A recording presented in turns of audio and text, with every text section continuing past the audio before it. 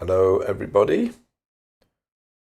Looks like we're live. Just waiting for the picture to come up properly so I can see. I think we're all right though. Looks like we've got sound. Ish.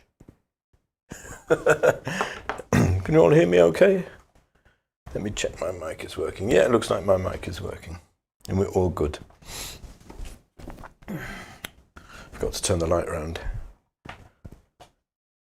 So, welcome to another fabulous Foxton Friday paint along. So today, I'm not sure how long it's going to be today. Probably not as long as they have been lately, because today I want to focus on one thing mainly. Thank you, everybody. Which is painting pattern on cloth. One of those tricky things. And the tricky thing about it is you might look at something like a pattern on a cloth and your brain tells you that all the colors are the same, or certainly very, very close. But I want to show you that actually they're not. And if you're going to paint something like this and have it look realistic in a painting, you're going to need a range of colors. Now, this is a fairly simple pattern. It's just a few lines, really. But the same holds true even if you have a very complex pattern of different colors. Maybe we should do that on a Friday Live one day. Listen, I'm going to show you. Let's bring up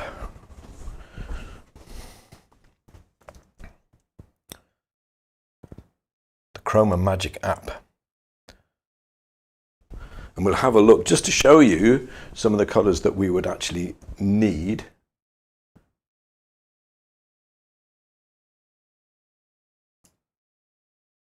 If we were going to be painting this, which we are. So it's just the cloth I want to focus on, right? Let's make this a little bit smaller so we can see like where I'm working. So first, let's see what color it is. Now, here's a really light part over here, right? So let's see what color it is over here in the light. There's obviously direct light falling on this fold in the cloth. You know, so this is the wonderful ChromaMagic app, and I've got the sample size quite small, and this is a big photo. The painting is quite small, but it's a high resolution photo. So the sample size is pretty small, and we can see it's like, you know, in terms of the value, it's about a value 6.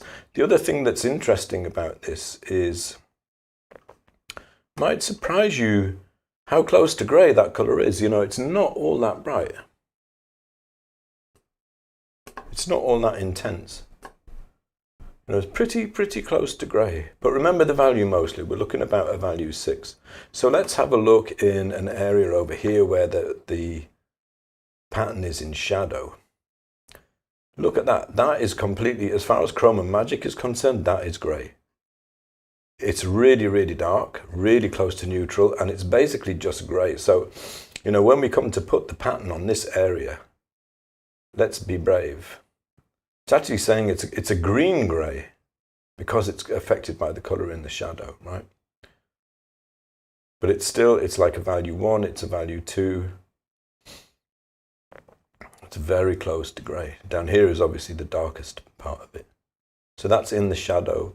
What about a more kind of a middle range? So this is over in the light, but it's not, so it's coming out of the shadow, so it's not quite as light as this side.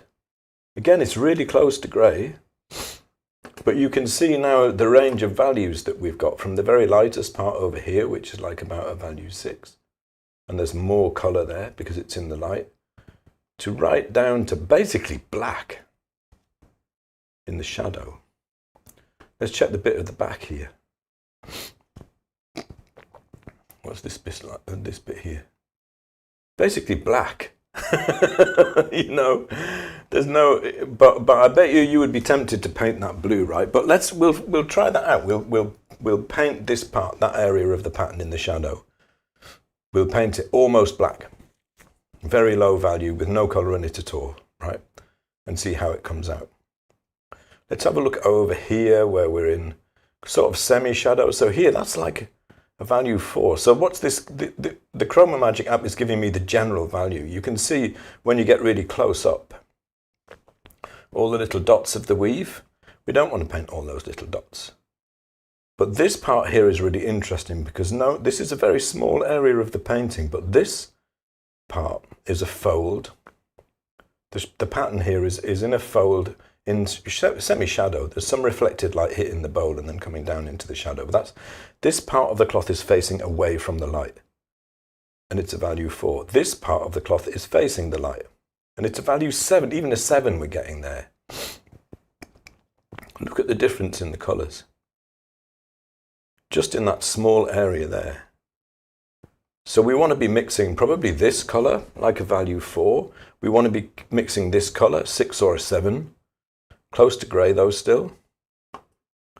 Okay, we want all of this. And then we're also going to want something really close to grey down here, almost black. And then over here, pretty much the same really. It gets to like a value 3. So you can see like this huge range of colour for what you might look at and think, oh yeah, it's the blue pattern. It's probably the same pretty much over here, maybe a bit darker. Probably pretty much the same at the back here. It's not, is it? It's a massive range of colour.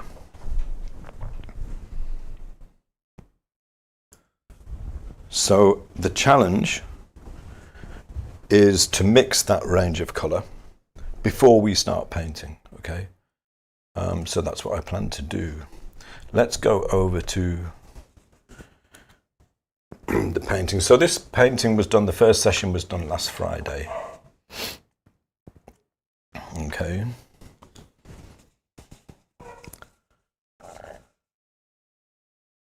Hello everybody who's just joining, really good to see you.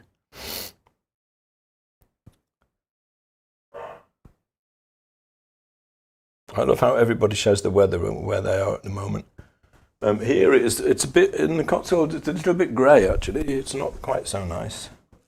But we've had, generally speaking, it's getting nicer now. Value scale here. So I'm just going to mix up some, let's go for that first colour, right? So I'm going to mix like a value 7. But I'm not going to mix just, I've got ultramarine blue here. I'm not going to mix just blue and white and think that that's going to do it because the chroma will be way too high. So I'm going to mix 2 value 7s. One of them is going to be black and white because black is a chroma dropper. It's a really good way to drop the chroma of colours if they are close to blue.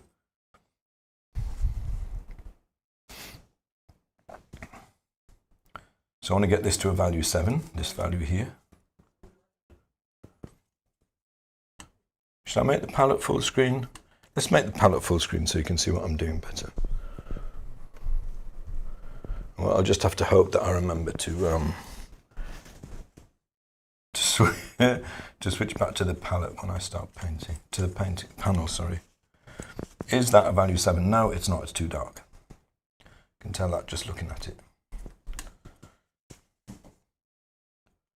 So I've got lead white and ivory black here. If you use titanium white, it would end up even cooler than this because titanium white is also a very kind of bluish white. Lead white is kind of warmish. A little bit too dark still. So I'm going to mix a value 4, value 7, which I'm doing now, and a value 1. Right, so I'm going to mix that, the range, what I'm usually after, right, that's good, that's a value 7. So now I take the white and I add the blue. Also going to get it to a value 7. I want to mix a couple of colours, 3 colours that are somewhere within the range of what we need. So obviously there is innumerable variations of the colour. A little bit light. So I reckon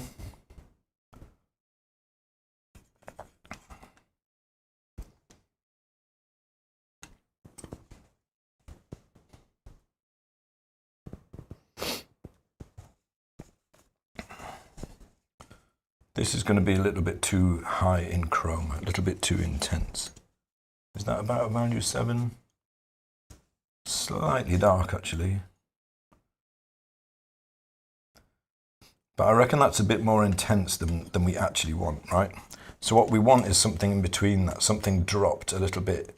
So I take a bit of my grey. It's not going to change the value too much, and it's going to drop the chroma. It's going to, people also call it neutralizing colours.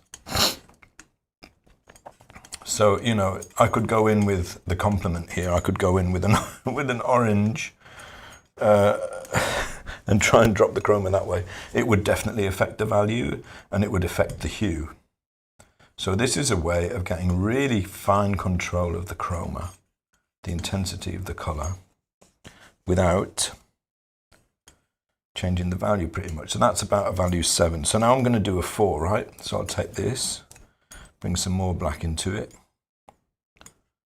I'm actually going to put a little bit of raw umber in this as well to bring it down, because as we go towards shadow, the colour will get slightly warmer. Because this is indoor light, warm shadows, cool lights. Right down to a value 4 we want. It's probably overshot a little bit.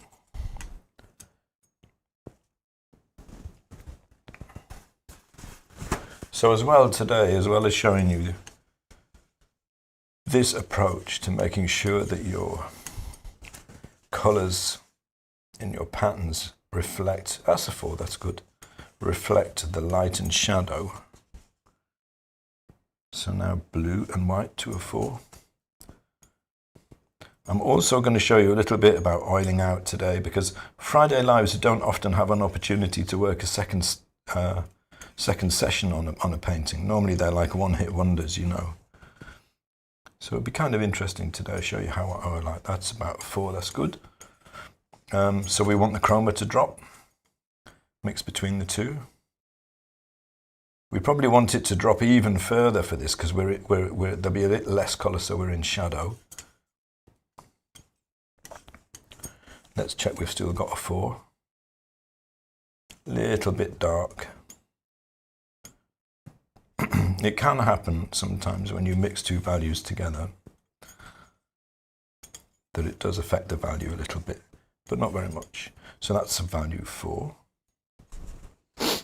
And then I want really, really close to grey. So I'm going to use raw umber, ivory black, and a very small amount of white. And I want about a value 1. Chris, I'm using ultramarine blue. You could use cobalt for this as well. They're not hugely different. Ultramarine is a little bit more of a red blue, and cobalt is a bit more of a green blue. But in terms of making a painting, it doesn't matter if you nail the exact hue. What does matter a lot is that you nail the values and that you show the difference in the chroma too. So 3 colours, right? There's my value 1. I'll keep these kind of what I call the component colours back in case we want to use them. I might decide that I've got too little or too much chroma at some point.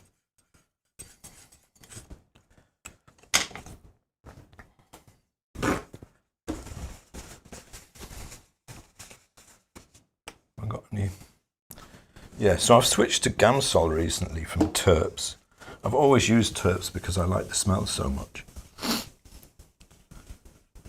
But I've had a cough for a very long time.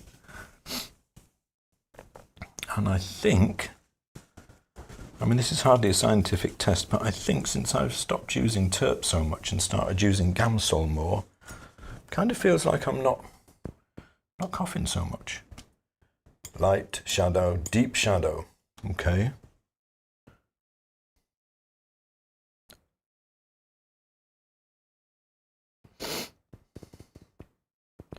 So Cohen says, it's always refreshing to see Paul use cobalt.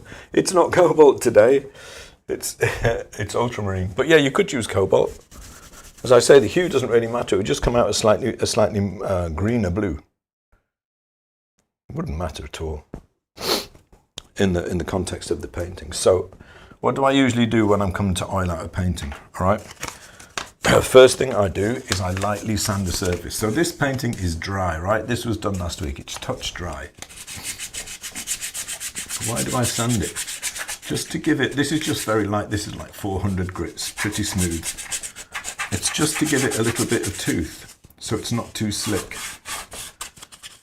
And actually, sometimes I do, as people who do workshops with me will know, sometimes I go right in with the hard stuff, you know, and really, like, I'll show you a little bit, like, I go right in and really sand it, just because I like the effect. You know, I like the kind of, you can use sandpaper almost as a drawing tool.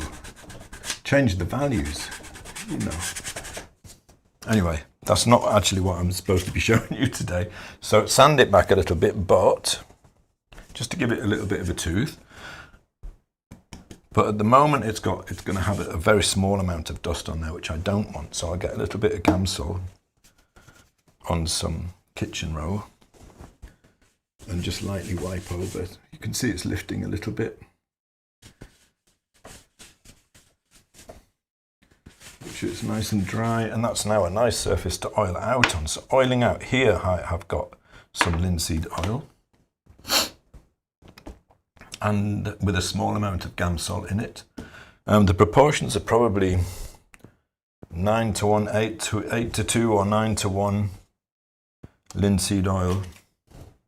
Much more linseed oil than Gamsol, solvent. This is just a makeup sponge. Dab it in the oil, take most of it off, and then wipe a thin layer of oil over the surface. The nice thing about doing this before you paint again on something is that it also it brings back all the values and the colours, the chroma of the colours to where they were when the paint was fresh. And then I wipe it off because I want the thinnest possible layer. And you may find if you do this without sanding a little bit first, that the oil layer doesn't take so well and it can bead up on the surface. This helps it to take a little bit better. Excellent question from Kathy. If you oil out the whole piece, will you need to add pigment everywhere? I would say, generally speaking, yes. So if this was a bigger painting and I was just going to work on one area, I would just oil out the area I was going to work on. I personally don't like to leave an oil layer on the painting that doesn't have pigment in it, because if you do that multiple times, you can end up with a build-up of oil that never quite properly, it seems it never quite dries, or at least it takes forever to dry. When I say dry, I don't mean dry, I mean cure. It stays tacky for a very long time. Katie says, will Paul post a YouTube video of this? You can actually go back to this. This is a public live stream. So if you go back to my channel at any point and you look on the live tab, all the previous Friday lives are there. In fact, all the live streams I've ever done are there. And there's quite a few of them. So Sandra says, be careful with the oil out if he does this today. You might not need to do this if yours is still wet. Yeah, you can only do this when your painting is touch dry. Okay.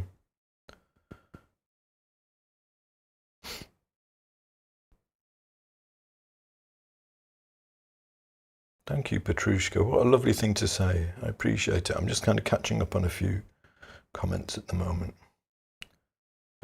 Laurie said, I just painted this yesterday. It's still very wet. Should I paint along or wait until it dries? Wait until it dries. Oh, God, I hope I got to that quickly enough. Definitely wait until it dries.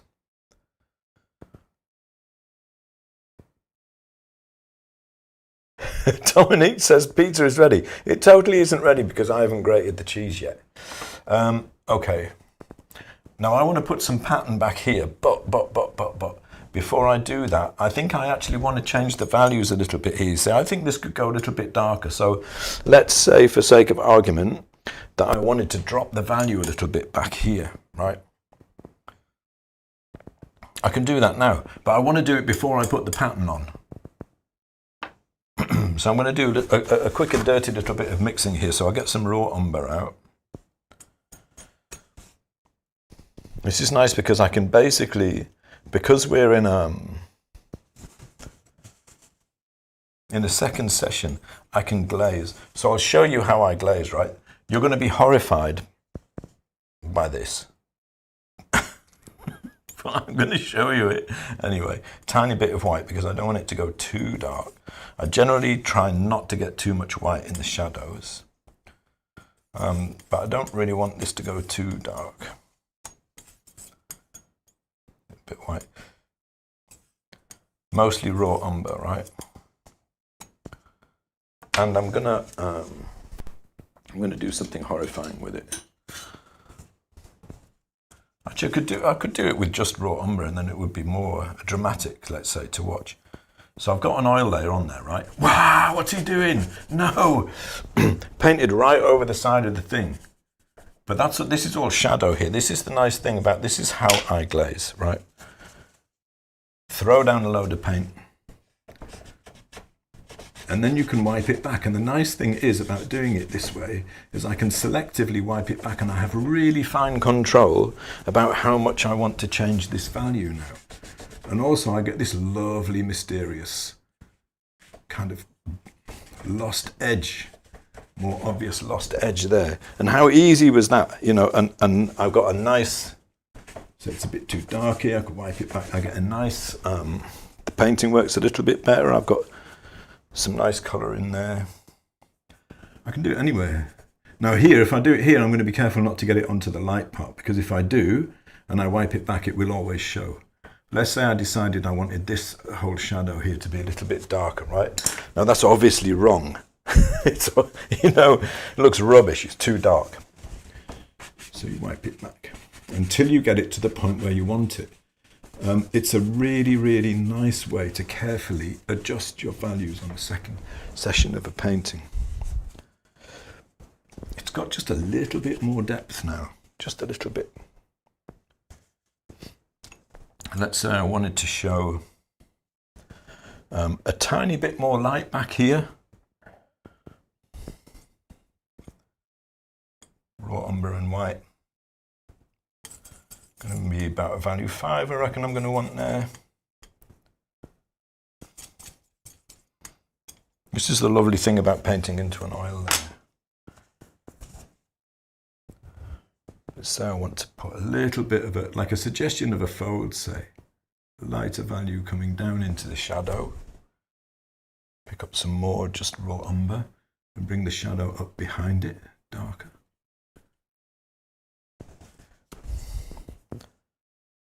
And on the other side of it too. This is nice because it will allow me to show this slightly darker value here, will show this up. Remember, these are not the values I'm going to end up with because I'm going to wipe it back now.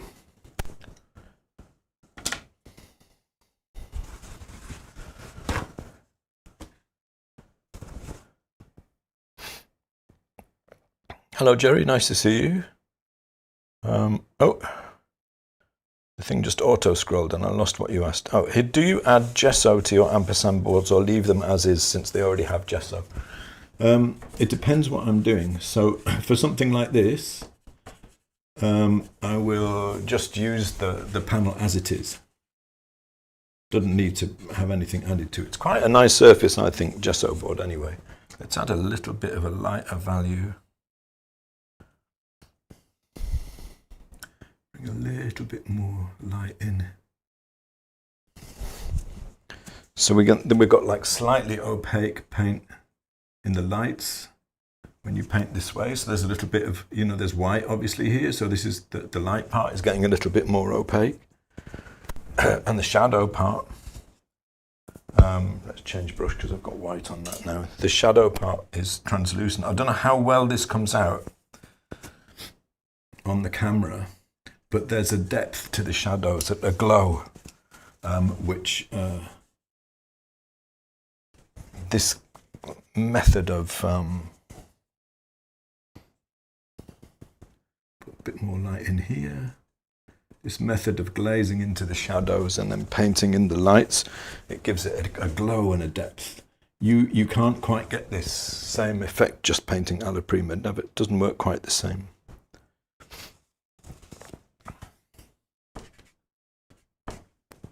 Nice, huh?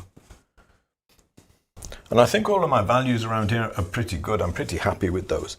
But let's say I wanted to I know you're waiting for the pattern. I'll get to it in a minute, I promise. Let's say I wanted to kind of bring out the smoothness of the bowl, or I wanted to adjust, let's say I wanted to adjust the color a bit. Like, I think this might have got a bit too light. You know, so I can also adjust any of the painting that I want to in there. Oh, Jerry, I forgot to finish answering your question. So sometimes I'll use them just like this. So here is an example of a painting recently finished that was done just on a straight panel. Didn't add anything to it.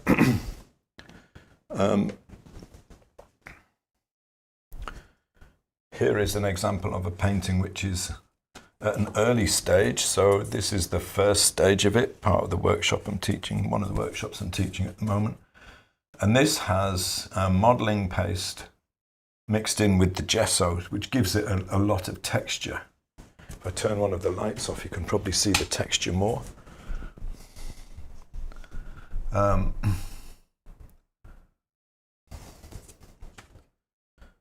Makes it tricky to wipe out, but then you get all of that beautiful texture. So I don't always do it the same. It depends on the effect I want, you know, it depends on the kind of painting.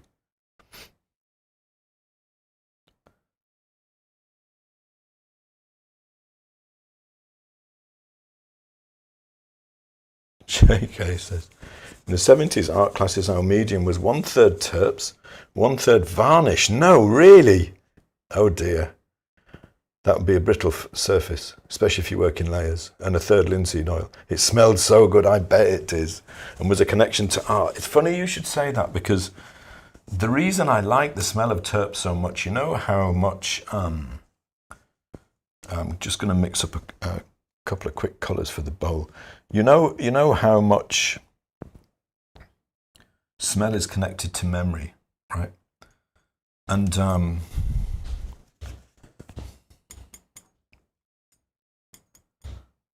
little bit of blue, a little bit of, probably a little bit too much yellow.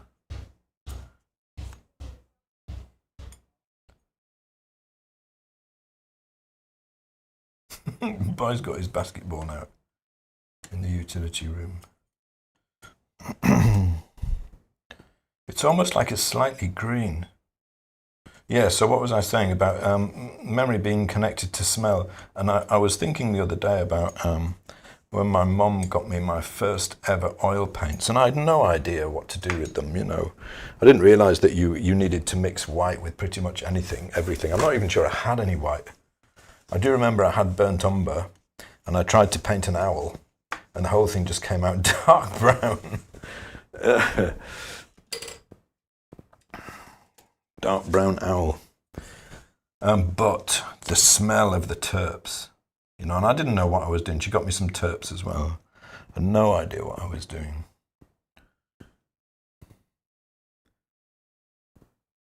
Smooth this out a little bit.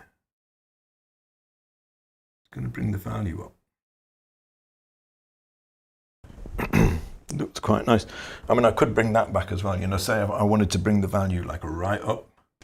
Here I've kind of lost the edge a little bit with all of that.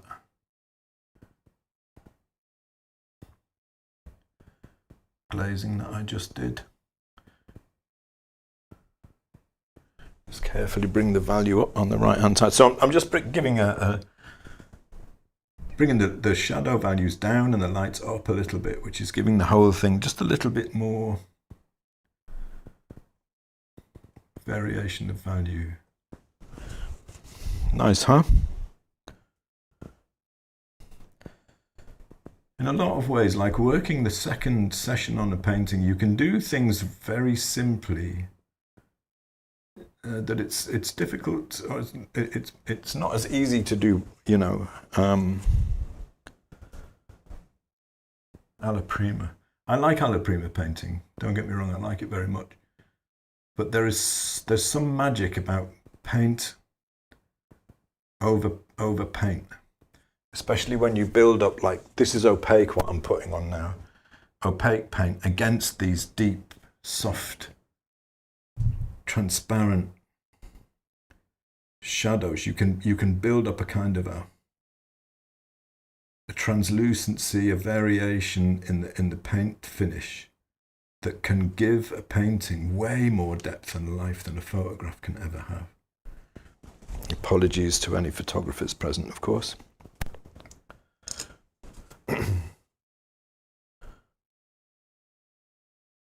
Pretty nice. I don't think anything needs doing here. I mean, obviously the drawing is a bit rubbish here. This is all a bit out, but you know, it's fine. You know, it looks like, does it look like exactly like the reference photo? No. Does it look like a slice of lemon in water? Yes. So, you know, it's fine. I'm happy with that. I feel like maybe this could go a little bit lighter and a tiny bit more blue. So let's get I'll do a little bit of glazing again. I want the chroma to be very low, blue, ivory black, and raw umber. I'm going to put a little bit of the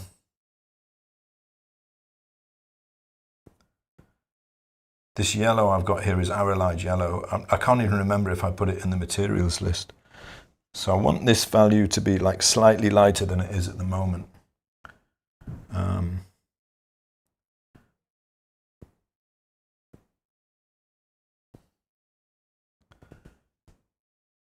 I think this should help it. Oh, that's about the same value. I want it to be a bit lighter. This should help it feel like there's a little bit more light traveling through the water. If I bring up the value here and I allow a little bit more blue in it, hopefully I haven't pushed the chroma too hard. If it's wrong, right, if I'm not happy, or if I feel I've overdone it, then I can just wipe it back. It's only paint, and it's paint into an oil layer as well, so it's easy for me to change. I personally feel that the dog's off. The kind of subtlety you can get in a second layer of oil paint, one of the advantages of painting in more than one session. So I'll just put a little bit in. So obviously this transition is too abrupt here. But that's fine because I can wipe it back now until I get just about the effect that I want. Yeah, nice. So you can just kind of get the effect of some light creeping into the water on this side. Subtle though, isn't it? You know, it's pretty subtle.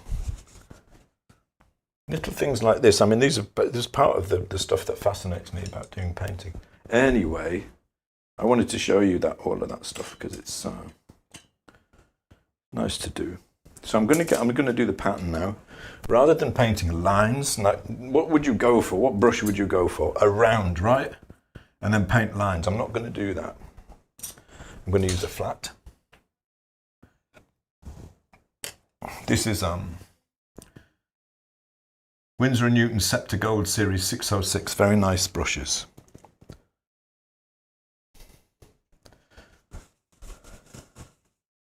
Yeah, you just shouldn't ever put varnish in a medium. Just don't do it. It's brittle. It's meant to be removed with solvent. And putting it in a medium is a really bad idea. Oh, you emailed me, didn't you, asking me for the, JK says I need Paul's pizza sauce recipe. Ingredients with proportions. I can give you the ingredients. I don't think I can give you the proportions because it's different every time. I'm sorry, but you know, that's just how it is. I make it up every time. I just throw the stuff in the pan, so it's not always the same. We do get the odd complaint from the children sometimes saying it's not as nice as normal, why didn't it? Too much sugar, maybe too much balsamic. So it's really difficult to give you the exact recipe. But I use fresh tomatoes, which I cut up. I have the most amazing, I want to drop the chroma and granted, I am fiddling a little bit here. I just wanted to drop the chroma of that shadow a little bit there. It needs a bit more air in it around there, I think.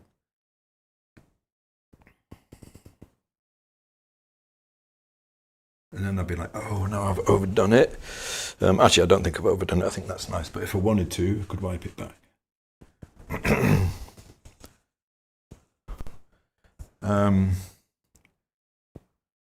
Fresh tomatoes. Chopped with a knife which has been sharpened on a grit stone. Just, you know, all the different kind of knife sharpening tools you can get, just don't bother with any of them. Just get a gritstone. They're brilliant, lasts forever. Sharpen the knife every time you use it.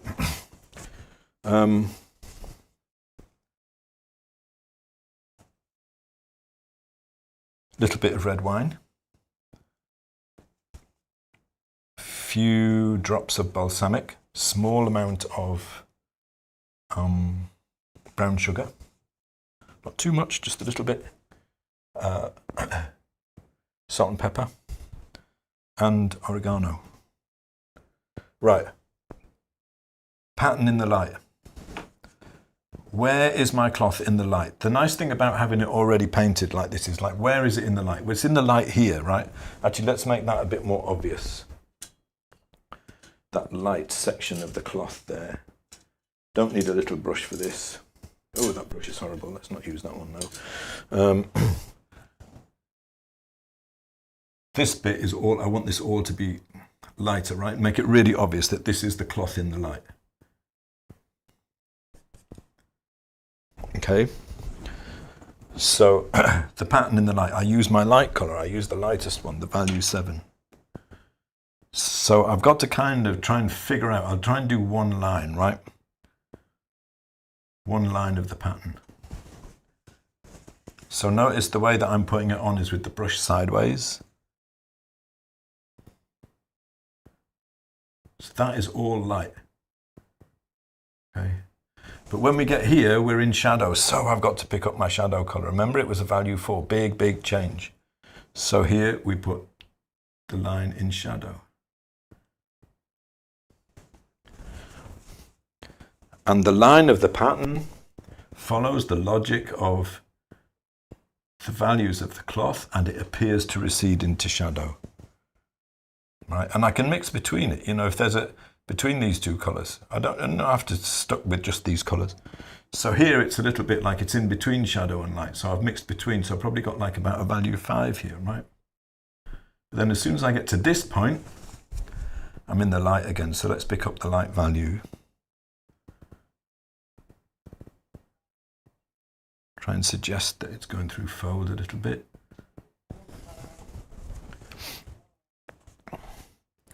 And you can almost feel the difference in the light. So coming out of here, there's a line going sideways in the shadow, value 4. Over here, we're going off to the side. So by the time we get over here, we're towards shadow again. I'm also not bothered about the perfection of it, as long as I get the impression. And what gives you the impression of it is making sure the light and shadow is consistent, making sure the light and the shadow works. Like here, we've got a line which is going to run like along this, almost along the bottom of the painting. It's a slightly uncomfortable place for it to be, but this part is in shadow, right? And it's going up a little mountain. So we make this little mountain of cloth here, the little mountain range of the cloth. That part is in shadow. And then we get to the top of the mountain. We go down the other side and we're in light.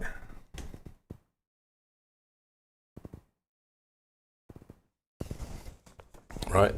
And then we get to the other side, we're in semi-shadow, somewhere in between the two. So not quite the value 4. That's like about a value 5, probably. So what I'm doing with it, every time I paint some of this pattern on there, I'm reinforcing the light and the shadow values that have already been established by the cloth. So a bit lighter here. I've got a lighter value of the cloth, so I'll go a little bit lighter. The other side of that, slightly darker. Looks like we're going down the mountain. And then slightly lighter again. Not the very lightest values, but lighter.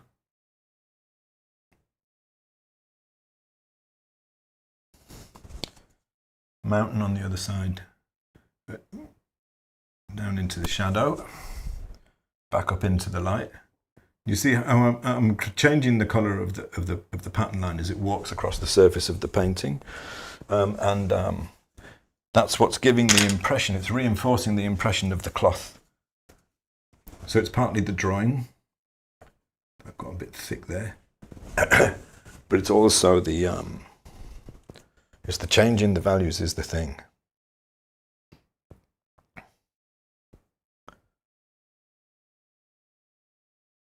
Oh, sorry, I think someone asked me a question and I've lost it. Where did it go? Oh, I'm so behind on the messages, I'm sorry. Matthew says, can you explain what retouch varnish is versus a finishing varnish? Yeah, sure. I know some artists use retouch in place of oiling out. Yeah, don't do it. Just oil it out, just use oil. Retouch varnish is brittle. Retouch varnish is varnish that has been diluted with solvent. And that means that the solvent will be stuck in the varnish and it won't evaporate away. And it potentially makes a brittle part of a paint layer. In the middle of your painting, if you're working in multiple layers, and you totally don't want that. Don't use retouch varnish. It's a bad idea. Paint manufacturers should not sell it. Go on the Painting Best Practices group on Facebook, if you still use Facebook. George O'Hanlon runs it, very knowledgeable. And do a search in there on retouch varnish. And I promise you, read a couple of things that you'll find in there. Ignore what everybody says apart from George O'Hanlon, because a lot of people like to talk like they know what they're on about and they really don't. George O'Hanlon does know what he's on about. The man is a scientist. And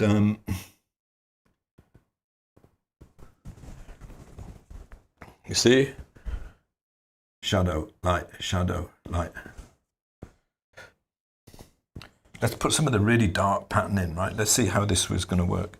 Yeah, so don't use retouch varnish, just oil out. People use retouch varnish to try and to deal with sinking in. George O'Hanlon, by the way, will also tell you not to oil out. So, you can't believe everything he says. God, how can you paint if you don't oil out? But oiling out is at least you're keeping within the range of the ingredients that are there in the paint, right? We've got a few spots where the canvas shows through. I kind of like that.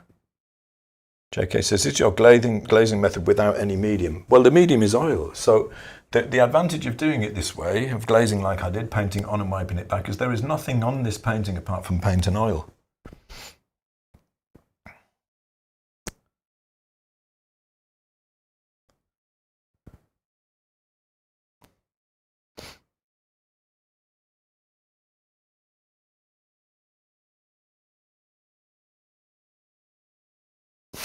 David says, that's the beauty of painting stuff no one ever bothered restoring. Yeah. But I mean, but David, I mean, you joke, but your work is easily good enough to sell. Do you know what I mean? It's some of the stuff you've been producing lately is beautiful.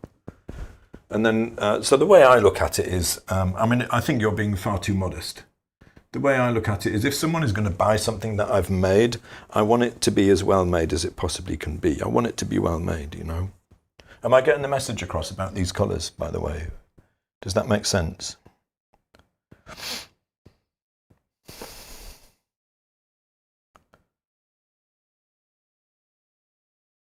Wondering if you will paint the cast shadow of the base of the bowl. My favourite part of this painting is the lemon. Me too. The cast shadow of the base of the bowl. Maybe. I kind of like... I don't know. At the moment, I like the fact that this is kind of vague here. I like vagueness in paintings, in some parts of a painting. I don't want to put in everything that's in the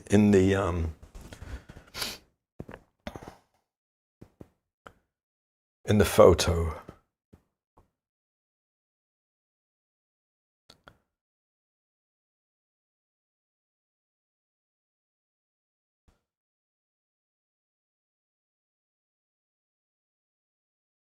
Frederick says, as a kid in a painting class, I loved the smell of terps, and the instructor was an old gent who walked amongst us at our easels smoking unfiltered Camel cigarettes. I bet he had a proper cough. I used to love those Camels when I was younger, and I still smoked. Gave up 13 years ago. One of the hardest things I've ever done in my life.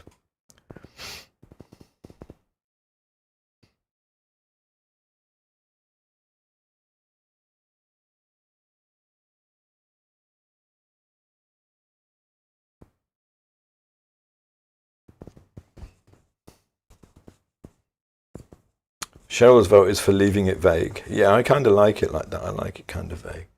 Let's get some of this really dark colour, right? So this has no blue in it at all, okay? This is pretty much black. It's also in the shadow, so I'm going to do some softening with it as well. But we've actually got, like, right at this part here, which is why I changed this shadow a bit, because I knew I wouldn't be able to do this after I've done this pattern.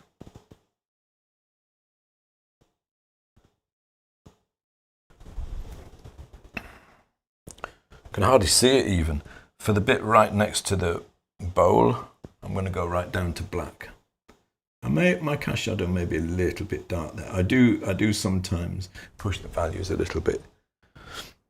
But as we come out, I'll start mixing up. As we come out of the shadow, the deepest shadow, but actually by the bowl, I'll bring the value up a little bit, but not too much, just a little, right? It's still pretty much grey. But if I get the value about right, your mind will read it as blue because we've got blue over here, you know. You can trick yourself, and you do, you know, our perception systems are not built for painting. They're built for things like recognizing that something is a single form, whether it's in light or shadow, so you don't walk into it. You know, you've got to be able to navigate the world, don't you? Which is why our perception, our brain will tell us that's blue there. But you know, and I know that I'm painting it grey. Pretty much black, actually. Over this part, it's pretty much, look, I'll just go in just black, right? Just black.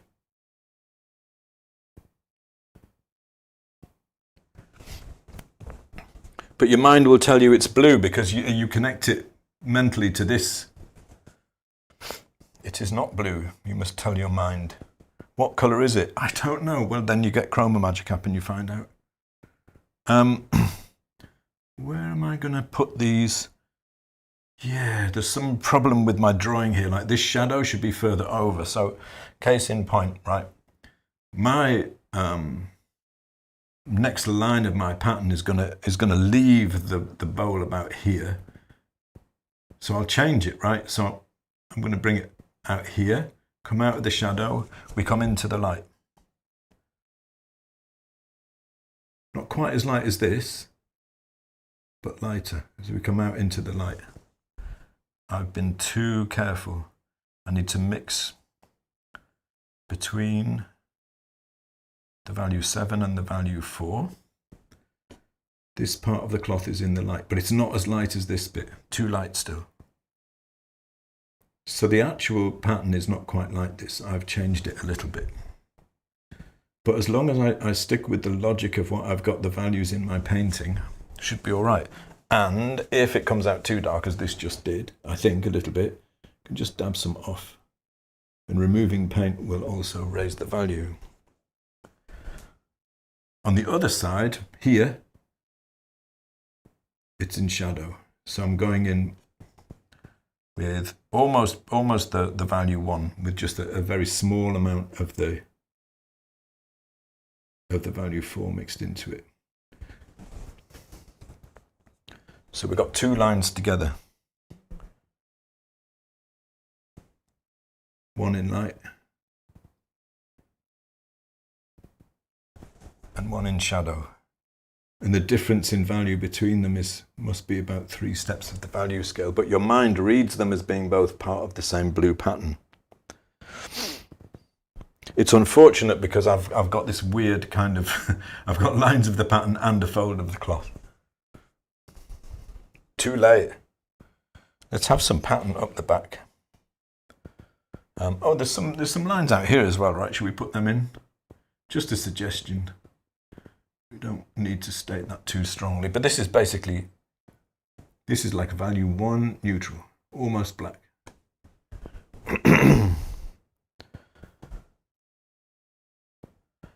Got one out here, comes out the other side, almost black.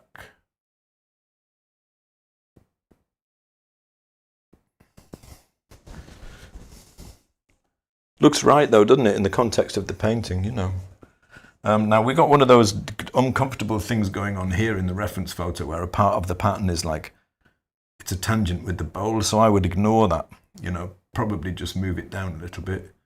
And then, you know, even if I did have any pattern back here, I would just be suggesting it. Oh, remember, Paul, we're in the light here.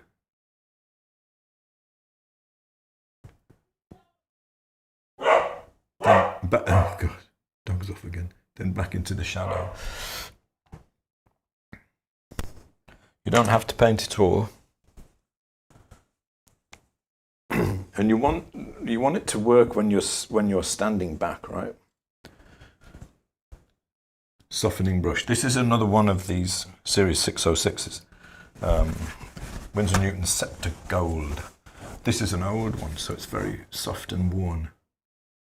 Very, very light pressure. I'm just going to flog this a little bit, just to soften the pattern in the shadow. That's got a bit too heavy now, so I'm going to have to go in and edit that a little bit. So what we're after is a visual impression. We're not after painting like every line perfectly.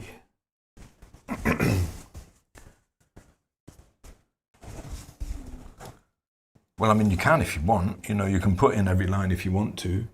What I'm much more interested in doing is reinforcing the light and shadow planes of the cloth, and having the colours reflect what's going on in the cloth is going to help me do that much better.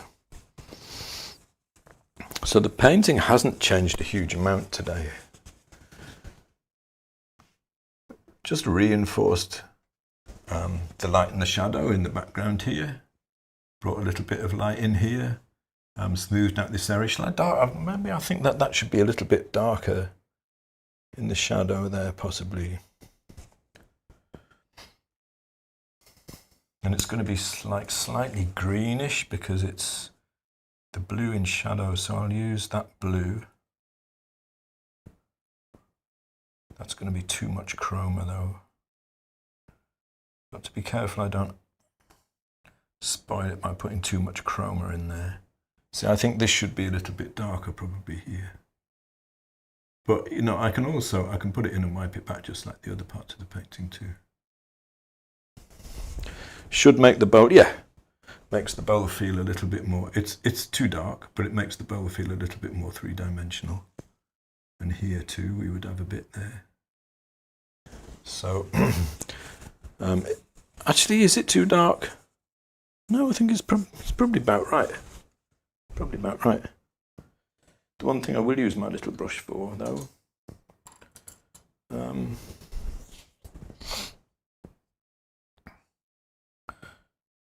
pattern in the shadow. Now that also is like a really low value grey, because it's in shadow. Same thing basically, we've got a pattern on the bowl. So in the light it's blue and in the shadow it goes pretty much black.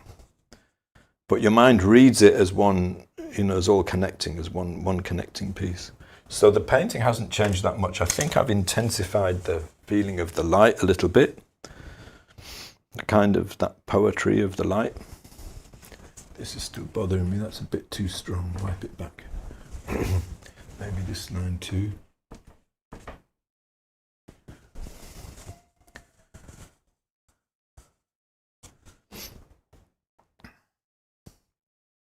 I'm not looking at the comments at the moment because I know there's at least one person saying, aren't you going to do this bit? Aren't you going to do that bit? Aren't you going to finish off those lines that go behind the bowl? The way someone always says something like that when I'm painting live, you know. I don't mind it, by the way. It's not, you know, it's fine. But the thing is, I kind of, a lot of the time I think, you know what, you haven't got to the point yet where you've realized that what you're trying to do when you paint is not make a perfect copy of the photo. See, we've got a bit of light here, so where this line comes back, I'm going to make it slightly lighter. Once you've created an impression of something, you don't really have to go any further. Someone sent me an email a little while ago where there's, Susan Paulson, are you here today? About she'd really made these really beautiful little paintings that had like newsprint and magazine pages in them, but really drastically simplified. I must get back to you because it would be really nice if you would let me share those with people because they were wonderful. And that's a really good example of simplification and not painting everything that's there, you know. That there is black, that's black. Look at the range of colour to light blue. All of it fairly low chroma.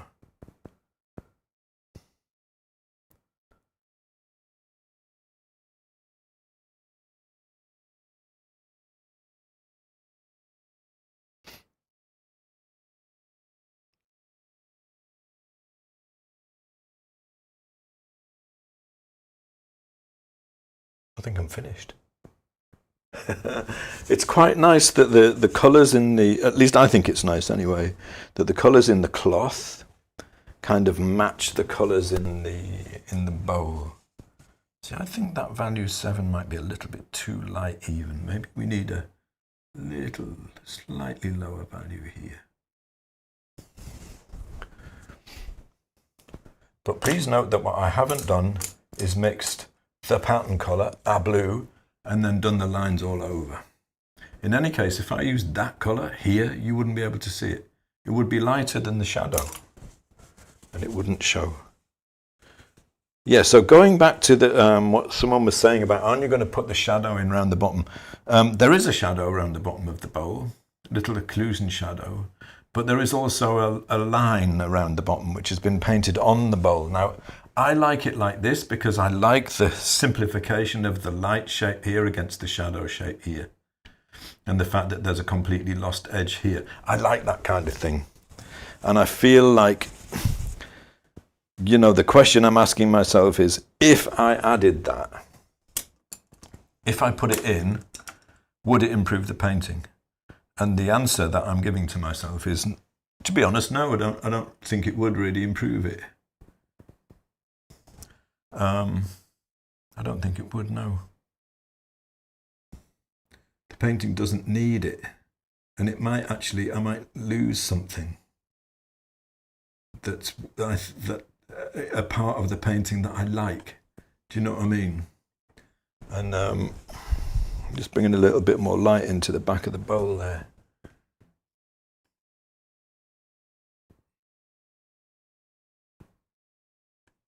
When I say I'm bringing a bit more light in, I'm just bringing in a little bit of the colour of the back of the bowl. So you can really get into, you know, by the time you get to this point in a painting, when you're working in multiple layers, you can really, if you want to, this is the point where you can really finely manage these transitions and make them really just like painting, like opaque paint over a kind of a slightly more textured underpainting is a really, really nice way to create a more finished look. I like this painting as it is. I think it's a painting now. I feel like it was kind of a study before, if anything, and now it feels like it's got its own little world of light and shadow, and I like it now.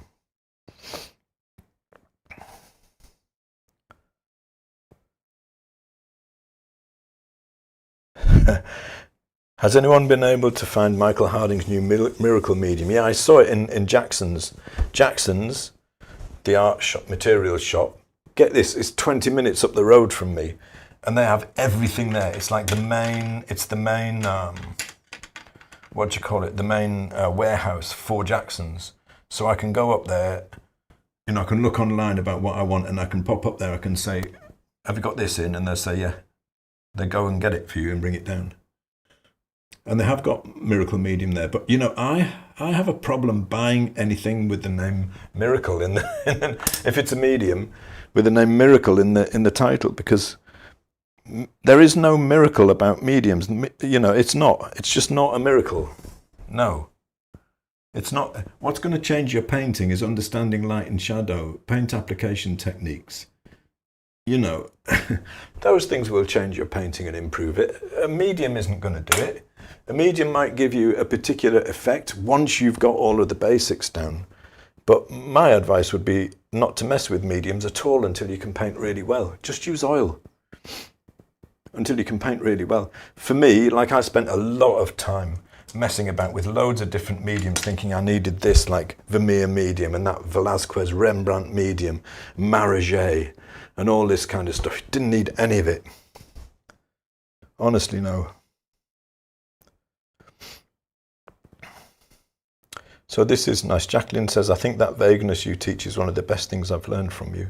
It improves my paintings tremendously and helps me to get past being simply an illustrator. Yeah. I mean, I personally, I don't think there's anything wrong with illustration. By which I mean, I don't think it's necessarily less than painting. I mean, you can do incredible stuff with illustration. Need a bit more light here. That's my personal view anyway. You know, when I'm thinking about illustrators, you know, I think about someone like, I've forgotten his name. I literally have forgotten his name. The guy that does those, no, I've lost it, I can't remember. Bringing in a little bit of white with some raw umber in it, just to bring a bit of light back to that part of the painting there. Not sure it needed it. I think I've just done something the painting didn't really need. It doesn't look bad, but I don't think it made the painting better. So that's when, for me, that's when I know it's time to stop. When I start doing things that don't make the painting better, I'm just doing it for the sake of doing it, I think it's time to stop.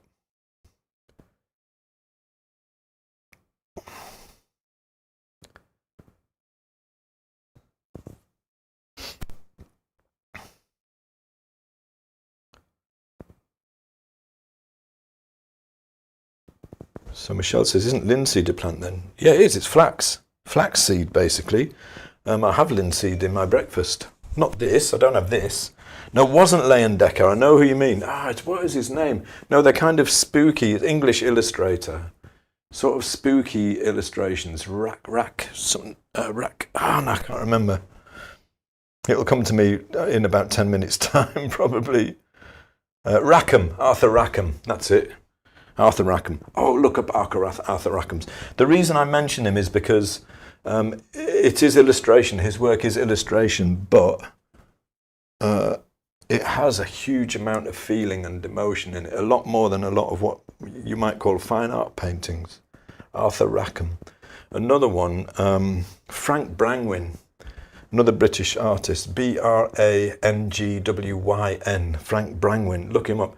Astonishing. I mean, you could say he wasn't just an illustrator, he was a fine artist too, and he definitely crossed into both worlds. But, you know, was primarily an illustrator and an incredible painter. Anyway, so I think we're done for today. Hopefully I've shown you something useful. I've shown you hopefully a couple of useful things. 3 useful things. How painting smoothly and opaquely over an underpainting can give you a really nice effect. How you can manage transitions really well. How to glaze. Don't add anything funny to your paint. Put a thin oil layer on, glaze over with thicker paint than you want, and then wipe it back to where you want it to be. You get this beautiful effect. Light, shadow, light, shadow, light, shadow. With the pattern. Don't try to paint the pattern all one colour. Mix all of the colours you need. And don't forget, just get ChromaMagic, because it will show you all that kind of stuff that your perception system can't handle, that it doesn't know, you know. Anyway, it's pizza time. Thank you very much for coming, everybody. I hope you enjoyed the session, and I hope you think the painting is somewhat improved. For anyone who's in the school, please post your second versions. If you have a go at this, post them in the school. And we will be having a March critique session before too long, probably in a couple of weeks' time. And we'll have our March critique session, and then we can look at all of these, okay? Apologies to anybody if I missed your... I think this does inevitably happen because there's just me here on my own, and I'm trying to watch the cameras and paint and do everything all at the same time. I think it inevitably, it does happen sometimes that I missed some comments. You can always, if you do have my email address, you can always email me if you asked me something and I missed it. I should probably mention. Yeah, someone mentioned it earlier on. Actually, the workshop that's coming up, the Mastering the Magic workshop, which is basically stuff like this, patterned fabric and different kinds of painting surfaces that may ostensibly seem tricky, but aren't actually as bad as they seem. Especially if you particularly focus on the light and the shadow. Early bird discount is gone, but the workshop is still open. There's the link. Workshop is still open for registration for a few days yet. But don't hang around, because the first live session is next Wednesday. And we're going to start painting. Okay. Thanks so much for coming, everybody. It's always lovely to see you all and to paint for you.